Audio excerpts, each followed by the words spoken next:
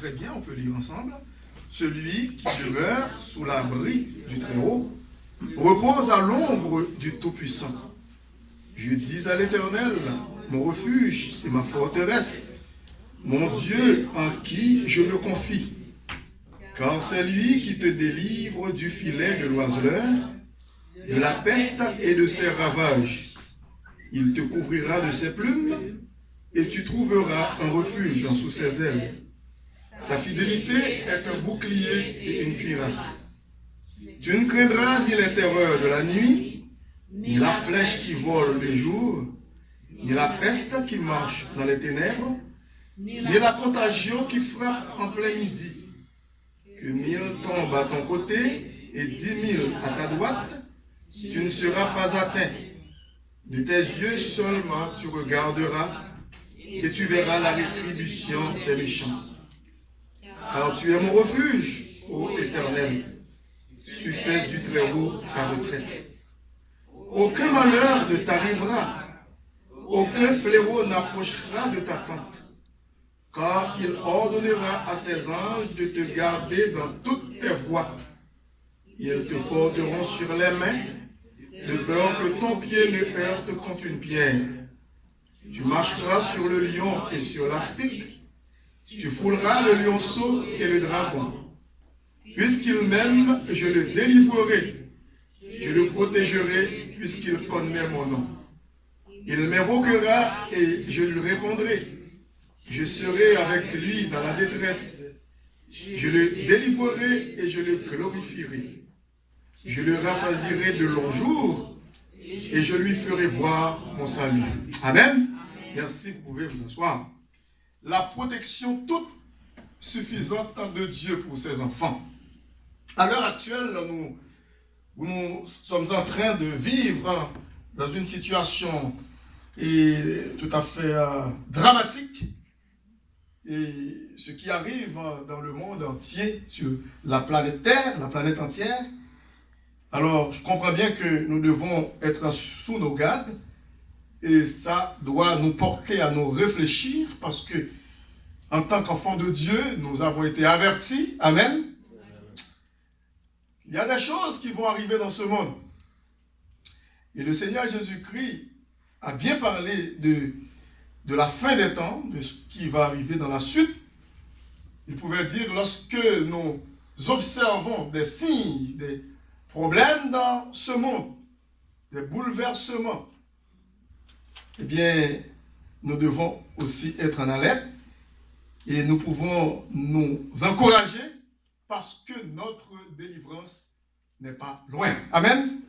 Notre délivrance n'est pas loin puisque il faut qu'il y ait des choses qui arrivent comme telles pour que nous sachions bien que Jésus-Christ n'est pas loin de revenir. Et c'est pour cette raison la Bible emploie cette expression hébraïque pour que nous puissions dire en tant que chrétiens, enfants de Dieu, Maranatha, c'est-à-dire Christ revient bientôt. Dimanche passé, pas seulement dimanche dernier, mais plusieurs dimanches de cela, on était en train de parler sur la vie abondante et aussi sur le bon berger qui donne sa vie pour ses brebis. Et c'est ce même berger qui nous rassure aujourd'hui, qui nous fait comprendre et nous dit, de façon péremptoire, eh bien, qu'en lui, nous pouvons expérimenter la sécurité, et pas seulement une simple sécurité, mais une sécurité éternelle. Alors ici, le psalmiste dit, au psaume 91, celui qui demeure sous l'abri du Très-Haut, pas en dehors de l'abri, mais sous l'abri du Très-Haut, repose à l'ombre du Tout-Puissant. C'est un psaume, pas mal de gens le connaissent, et même les inconvertis. Je me souviens en Haïti, tout jeune garçon, il y a même des gens qui n'étaient même pas chrétiens, qui prenaient plaisir à citer ce psaume. Mais ici, il a dit, celui qui demeure sous l'abri. Ce n'est pas en dehors. Si on vit en dehors, on cite ce psaume, ça ne veut rien dire. Amen. Mais quand nous sommes en lui, sous son aile, eh bien, nous pouvons allègrement citer ce psaume parce qu'il nous appartient, c'est pour nous. C'est notre cantique. C'est notre chant d'espérance. Celui qui demeure sous l'abri du Très-Haut repose à l'ombre du Tout-Puissant. Il y a quelques éléments que nous voulons dégager ici dans ce beau texte, ce beau psaume de David, dont le titre qui veut dire que nous donnons pour ce message, la protection toute suffisante de Dieu. Le premier point que nous voulons aborder ici, c'est que Dieu délivre du filet de l'oiseleur. Amen. Dieu délivre ses enfants du filet de l'oiseleur. Vous savez bien qu'est-ce que ça veut dire un oiseleur? Un oiseleur, c'est un preneur d'oiseaux. Est-ce que vous êtes là? C'est quelqu'un qui attire les oiseaux. C'est un preneur d'oiseaux. Tout comme quelqu'un qui lance son filet dans la mer. Comment il s'appelle? Un pêcheur. Est-ce que vous êtes là? Eh bien, un oiseleur, c'est un preneur d'oiseaux.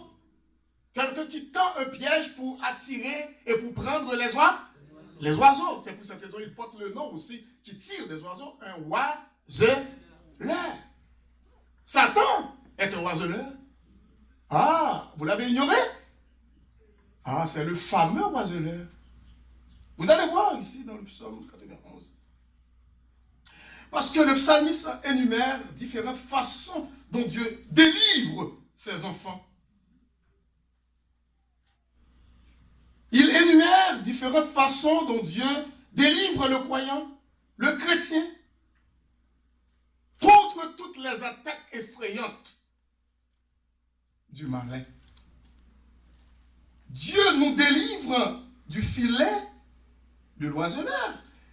Écoutez, regardez, à partir du verset 1er, celui qui demeure sous l'abri du Très-Haut repose à l'ombre du Tout-Puissant.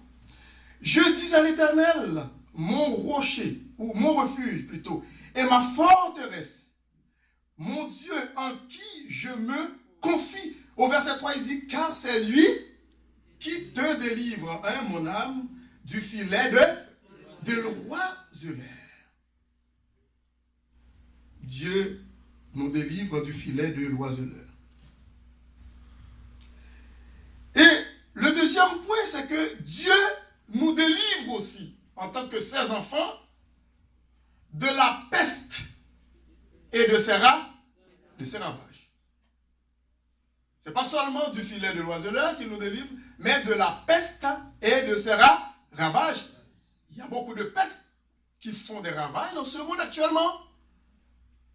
Eh bien, Dieu nous promet, nous, ses enfants, de nous en délivrer, de nous délivrer de toutes ces choses-là. Dieu délivre ou nous délivre de la peste et de ses ravages. Regardez encore au verset 3. De la peste et de ses ravages, car c'est lui qui nous délivre ou qui te délivre du filet de l'oiseleur, de la peste et de ses ravages. Le troisième élément qui se dégage dans ce psaume pour notre délivrance, c'est que Dieu nous couvre ou recouvre de ses plumes. Est-ce que vous êtes là? Est-ce que vous avez une image? Est-ce que vous comprenez bien ce que veut dire quand le psalmiste utilise cette expression plume? Est-ce que ça évoque quelque chose pour vous? Comme une poule qui couvre, hein? Ah, mais évidemment, c'est poussé sous ses ailes. Sous ses ailes. Pour arriver à mettre fin à la vie de ces poussins, il faut tuer la maman. C'est pas vrai? Mais oui, la poule. Alors, pour Dieu, c'est impossible. Parce que nous sommes cachés et en sécurité en Dieu, n'est-ce pas? Amen. La protection toute suffisante de Dieu. Tout d'abord, il nous délivre du filet de l'oiseleur.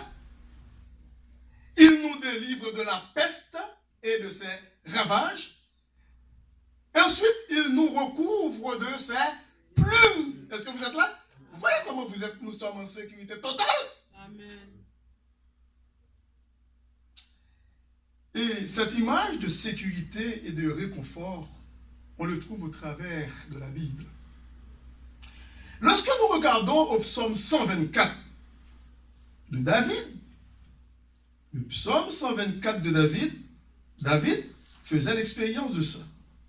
Il dit, sans l'Éternel qui nous protégea, qu'Israël le dise, sans l'Éternel qui nous protégea, quand les hommes s'élevèrent contre nous, ils nous auraient engloutis tout vivant. Pas même mort. Tout vivant. Combien de gens qui sont tellement méchants dans ce monde?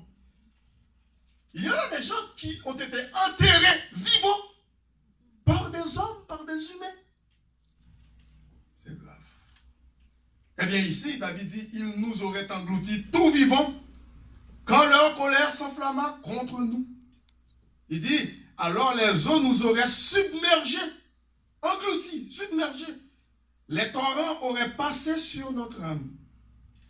Et puis le verset 15 a dit, il dit, alors auraient passé sur notre âme les flots impétueux. Il dit, béni soit l'Éternel. Est-ce que vous voyez ça dans votre Bible? Parce que ce n'est pas sur l'écran, mais vous pouvez quand même et suivre dans votre Bible. Il dit, béni soit l'Éternel, qui ne nous a pas livrés en proie à leurs dents.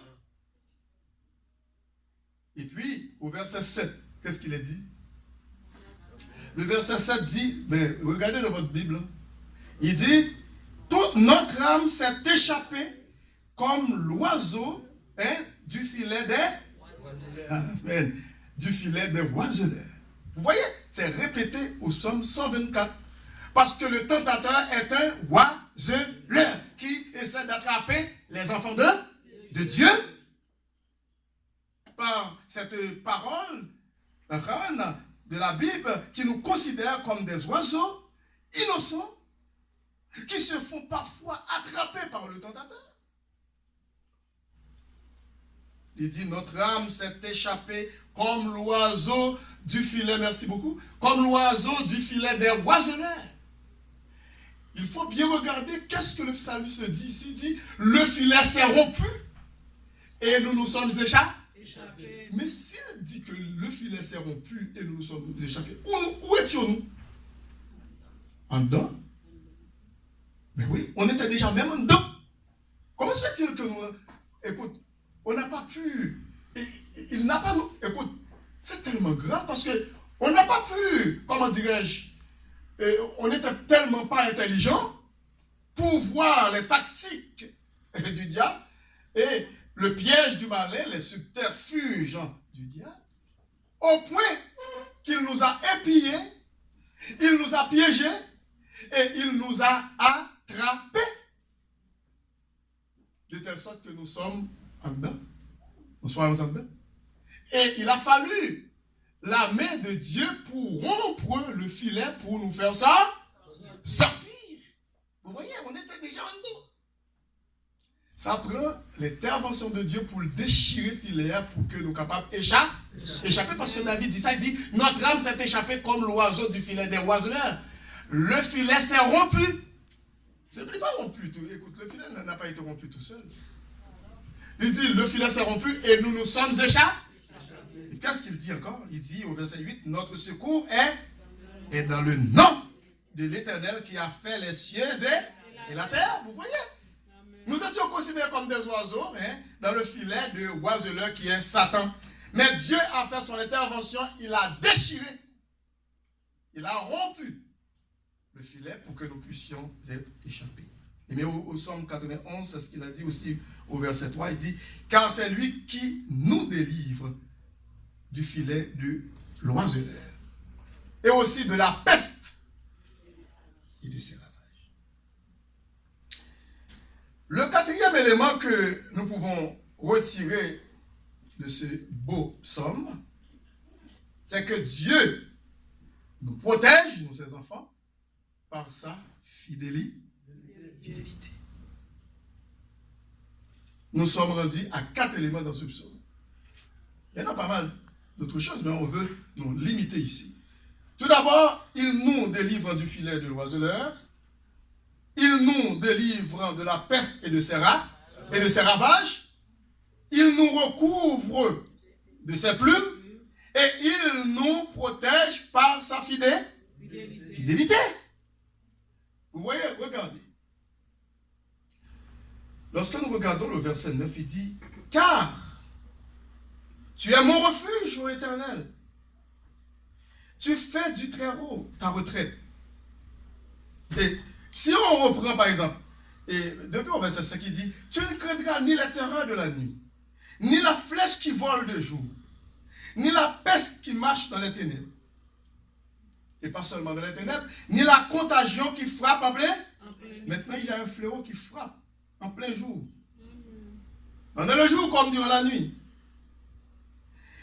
Écoutez ce qu'il dit ici au verset 7. Il dit que 1000 tombent à ton côté. Eh bien, ça peut faire 1000 et même à combien? 10 000 victimes à ton côté, à ta droite. Mais toi, tu ne seras pas à cette terre. Est-ce que vous comprenez? Gloire à Dieu. Parce que Dieu prend la défense pour ses enfants. Amen. Dieu contrôle les éléments. Dieu contrôle les événements. C'est lui qui a le contrôle. Parce qu'il est le roi des rois, le seigneur des seigneurs. Je ne veux pas dire pour autant qu'il ne faut pas être prudent. Il faut être prudent, comme a dit la servante. Parce que nous vivons dans ce monde. Nous sommes en contact avec tout le monde. On fréquente toutes sortes de lieux. À l'école, au travail, et partout, dans les métros, en autobus. Mais cependant, pas question de nous alarmer parce que le roi des rois, le seigneur des seigneurs, protège ses enfants. Parce qu'il savait que cela allait arriver. Ce fléau qui s'abat dans le monde maintenant. Dans presque tous les continents. Je pense que tous les continents maintenant sont touchés. Eh bien, il dit au verset 7 que 1000 tombent à ton côté et 10 000 à ta droite, mais pour toi, tu ne seras pas atteint. Mais lorsque il dit ça, il faut qu'on connaisse qui va abri, qui côtoie. Est-ce que on dehors, abria ou en temps? Est-ce qu'on l'a? Parce que dans le verset 1, il dit celui qui demeure sous l'abri du Très-Haut repose à l'ombre du Tout-Puissant. Et si j'avais ta grand-mère qui est arrivé, eh bien, bon Dieu connaît, sous fidèle, on sait bon Dieu, écoute, bon Dieu, qu'à permettre ça arriver. Parce que le grand monde, il fait salver pour gloire, et le capable d'apporter guérison à n'importe quel moment. Est-ce qu'on l'a avec moi? Mais cependant, pas question de nous alarmer, parce que nous sommes en sécurité sous la toute-puissante, ou sous la protection toute-puissante suffisante de Dieu.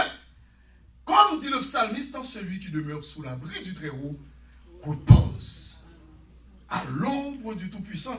Ces 4 éléments nous suffisent pour nous tranquilliser, pour nous sécuriser, pour nous donner la sérénité.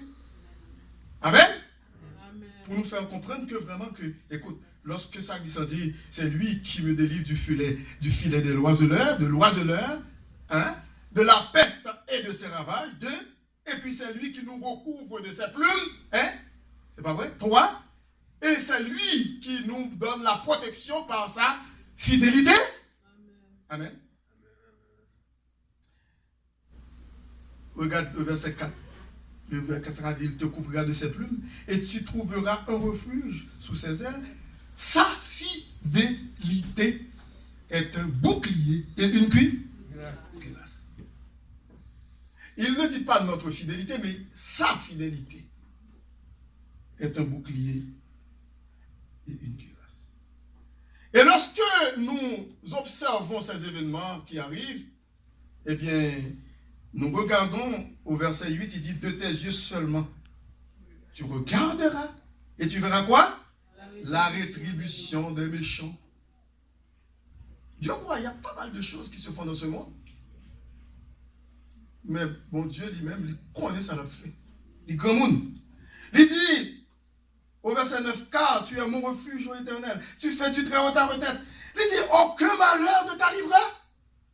Aucun fléau n'approchera de ta tente. Malgré ce fléau qui s'abat dans le monde. Mais il dit aucun. Il dit pas tout ce fléau, il dit aucun. Est-ce qu'on l'a? Aucun fléau n'approchera de ta tente. Et me côtoyer. Et laissez-moi dire, si que moi avec nous te fait travail pour Dieu bien, nous sommes capables de parapluie pour le monde, une bénédiction pour le monde. Est-ce qu'on l'a? L'environnement à vivre là, il y a des bagages qui ont quand même empêché le venir. Vous êtes capable d'une bénédiction pour le monde. L'homme, bon Dieu a frappé, ou a intercédé pour le monde. Bon Dieu a cessé de frapper. Est-ce qu'on l'a? Oui. L'enverset 11 dit, car il ordonnera à ses anges, c'est une ordre passée, un commandement, ordonnance. Il ordonnera à ses anges de te garder dans toutes tes voies. Il dit dans le verset 12, ils te porteront sur les mains, pour le bon sécurité, sur les mains. Il dit de peur que ton pied ne heurte contre une, même wash, il va l'ordre pour ne pas frapper. Est-ce qu'on l'a? Amen. Parce que il veut une sécurité totale. Parce que nous demeurons sous l'abri du Très-Haut. Et en verset 13, il dit, tu marcheras sur le lion et sur l'aspic. Serpent, lion. Tu fouleras le lionceau, petit lion, et le dragon, grand serpent. Est-ce qu'on l'a avec moi? Eh bien, puisque petit moi aimé moi, il dit, je le délivrerai, je le protégerai puisqu'il connaît mon nom. Est-ce que vous vous souvenez dans Jean 10? Je connais mes brebis et mes brebis aussi me connaissent. Le fait que nous connaissons, c'est une relation dans les deux sens, ce n'est pas un sens unique, dans les deux sens. Nous connaissons lui, il connaît nous, il protège nous tous. Est-ce qu'on l'a avec moi? Quel que soit côté, il dit ça, c'est pas nous. Somme sous lui. C'est petit pas. Satan, oui, il tempère. Écoute, il mettait sol sur lui, sol sur nous. Il n'a pas bail droit, pouvoir à l'ennemi pour le toucher. Pour l'ennemi à toucher nous, c'est lui-même qui peut bail droit. Est-ce qu'on l'a avec moi? Vous savez ça qui s'est passé, Job? Pour Satan te toucher Job, frapper, ça a été vite fait. Il vient demander permission. Mais bon Dieu, la permission, il dit, mais cependant, au pape, c'est ça, au pape tuer. Mon droit, ou mettre fait tel bagage, mais ou pas qu'à faire sauver. Parce que l'autorité à la main, bon Dieu. Ça fait c'est le moment difficile, écoute. Même lorsque bon Dieu t'a pas l'autorisation, mais songez, bon Dieu a tellement aimé, non? Il ne peut pas livrer nous à la mort. Vous savez, Somme 118? Mais oui, Somme 118, il dit, Dieu m'a châtié. L'Éternel m'a châtié, mais il ne m'a pas livré à la mort. Au point que ça pouvait dire, je ne mourrai pas, je vivrai. Pour qui ça? Et je raconterai les œuvres de l'Éternel. Faut me bailler témoignage. Est-ce qu'on l'avait? Est-ce qu'on peut vous bailler témoignage lorsqu'on finit passer le test, on finit passer l'épreuve? Lorsqu'on traverse des moments difficiles, on va servir le Seigneur. Ou fidèle. Épreuve finie, on dit Seigneur, mais regardez, j'aime faire effort avec grâce. Par ton cet esprit, par ta fidélité, m'a servi, regardez ça qu'a privé. Il connaît. C'est un soufflette livré, un gifle livré, bah, Satan pour faire le wali, tu vois, ouais. Est-ce qu'on est avec moi? Vous voyez qui j'en ai servi? Satan, elle peut être bah, bon Dieu, pour nous. Ah, c'est parce que vous faites ceci pour lui, parce que c'est, ah, bah, la santé, bah, le bien, mais c'est normal, pour retirer tout ça, bon, écoute. Bon Dieu connaît nous mieux que nous-mêmes. Il connaît nous par la grâce de Dieu. Force qu'elle a, nous va quitter. Est-ce qu'on est avec moi? Qui dit à tomber d'aller. Bon, pouvoir pour aller. Cependant, mais tel bagarre pas fait. Mon médaille. Ça démontre que bon Dieu est omniscient, mais Satan pas omni. Si Satan te compte toute bagarre, Satan t'a connaît que même lorsque Job finit dans toute épreuve, il t'a dit mon Dieu, t'as pas demandé mon Dieu. Mais l'Église te dit, ah, si on retire toute l'homme, il n'a pas abandonné. Parce qu'elle n'est pas omni. Mais bon Dieu connaît que Job n'a pas abandonné. Parce que bon Dieu dit omniscient. Tous les attributs de Dieu, Satan n'a pas gagné une là.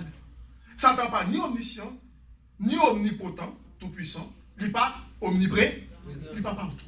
C'est bon Dieu seul qui gagne, il n'est pas immuable. C'est bon Dieu qui gagne, seul qui gagne tout. Et le fait que bon Dieu gagne tout attribut ça, même avec nous, écoute, nous mettons dormir qu'est aussi. Pour ça, parce que fort souvent, nous, comme les disciples qui étaient dans la barque avec le Seigneur. Et puis, lorsque vent tempête là, ouais, Jésus-Christ tellement était fatigué parce qu'il était habité dans le corps humain comme nous, il était pris en enveloppe nous, et on prend humain nous, chair nous, pour le ressembler avec nous, pour le mourir sur la croix. En tant qu'homme. Bon. Normalement, après une journée recrue de fatigue, épuisé, Jésus-Christ dans son humanité, il était un grand coup, c'est tout à fait normal, il était long chien. Il est fatigué, il a besoin de repos. Et mais dormi, il prend l'abattoir, est-ce qu'on l'a avec moi? Mes disciples ont oublié qu'écoute, mais même si dormi prend, on va besoin qu'il tombe mettre là. On va bien faire manœuvre, c'est l'offre qui fait manœuvre, on va pas marcher là. Oh oh. Comme il dit, cabouette ou collé là, non, il est là. Et puis, Jésus-Christ campé, il est réveillé. Jésus-Christ dit, vent, tais-toi. La mer fait si. Parce que c'est le créateur, il crée. Amen. Est-ce qu'on l'a? Bon Dieu est capable de dire, tempête qui dans la voie, fais si. Fais silence. Il est capable. Parce qu'il est le même hier. Aujourd'hui, il est le même. Il est capable. Il a le pouvoir pour le faire. Persécution, il est capable de dire, arrête. Arrêtez, sachez que je suis Dieu. Psaume 46. Parce que c'est lui-même qui a dominé. Il a le pouvoir. Seulement faire confiance. Épreuve qu'on traverse, le bon Dieu a le pouvoir pour le faire traverser au travers de ces épreuves pour sortir vainqueur. Pour capable de un témoignage vivant. Pour le monde qui par contre bon Dieu connaît, il est bon, pas moyen ou même. Comme c'est bien. C'est même genre lorsque il y a l'autre épisode qui est arrivé, et puis disciples, sous l'ordonnance de Jésus-Christ, eh bien, pour être passé de l'autre bord, comme chanté là, ce que tu t'as chanté. Allons de l'autre bord. Eh bien, il est passé, mais Jésus-Christ connaît qui ça a fait. Là, il dit, m'a vu jouer nous, mais passer de l'autre bord, il voit tout droit dans la tempête. Jésus-Christ voit là, il connaît qu'on tempête capte nous. Vous savez là? Mais il connaît. Il t'a accompagné, il n'était pas l'autre bord, il arrive là, il dit la venue. Il voit tout droit, il dit allez. Et puis, omniscient, il connaît. L'homme, il dit, puis il commence à paniquer, bagaille, et puis, finalement, il a passé, par contre, 6 h 3 h du matin, il a marché sur les eaux. Qui veut dire, Jésus-Christ marche sur les problèmes. Amen. Amen. Sur les événements, les moments difficiles, les plus noirs de la vie, Jésus les domine, il marche dessus. Il marche dans l'impossibilité. Et puis, disciple dit, oh, le père comprend son fantôme. Alors Pierre, c'était un homme qui toujours son fonceur, c'est un homme qui toujours aimait faire expérience, curieux, bagaille, fonce puis avant. Et puis il dit, mais maître, s'ouvre les cieux ou même. Parce que leur cri, il dit, oh, c'est un fantôme, c'est un mauvais esprit. Parce que pas jamais moi, mon apache sous Jésus-Christ dit, non, rassurez-vous, c'est moi. Et puis il dit, mais maître, si c'est où? Pierre dit, si c'est où, ordonne que je vienne te trouver vers toi. Ordonne que je... Et puis, Jésus-Christ, ouais, que me chevelé. Il dit, mais on va venir. Il est levé. Son homme qui aime prendre risque, Pierre. Il dit, et puis il commence à marcher. Bon, est-ce que Pierre te connaît pour marcher sous là? Il prend risque là, oui.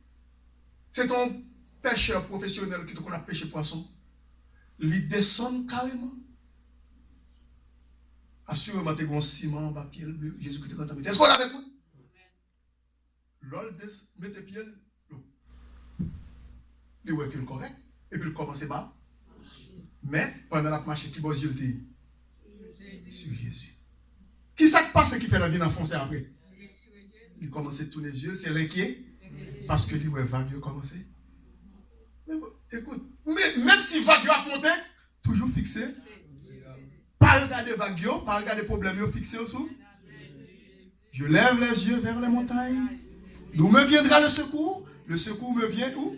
D'où? De l'Éternel qui a fait la chose sur la terre. L'homme paniqué parce qu'il dit, il vient ouais, c'est un rêve, il dit, c'est pas normal. Comment me faire marcher sous de l'eau? Bon, lui, à plomb. Qui ça pas normal là? Parce que j'ai sous Jésus. Normal, est-ce qu'on l'a? De laisser pour tout est normal pour le Seigneur.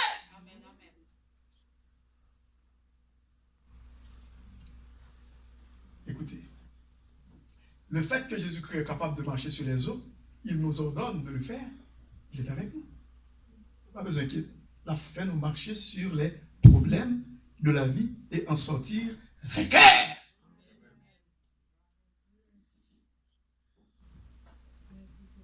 Lorsque Jésus-Christ était dans la barque, et puis Flo a fini rempli la barque. Écoute, parfois il y a des gens qui disent non, il est possible pour Jésus-Christ couler, pour battre, couler avec Jésus. C'est pas grave. C'est pas une question d'impossible.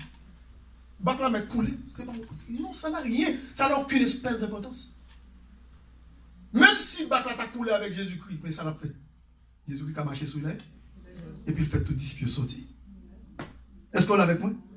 C'est pas une question de si que non, il est impossible pour battre couler, pour battre pas couler. Non. S'il veut le couler, il est capable de le couler pour le contraire, pour le montrer qu'il n'a pas besoin de battre là. Pour le mener à la terre. Il a sorti à la terre sans battre. Amen. Il n'a pas besoin. Parfois, moi, avec vous, nous qu'on inquiéter nous. Lorsque le problème vient, et puis il commence à venir en s'accroissant, il commence comme si les vagues qui montent. Puis où encore? Mais songez que dit Dieu est pour nous un refuge et un appui. Un secours qui ne manque jamais dans la détresse. Celui qui demeure sous l'abri du Très-Haut repose à l'ombre du Tout-Puissant. La protection toute suffisante de Dieu pour ses enfants. Que le Seigneur vous bénisse. Amen.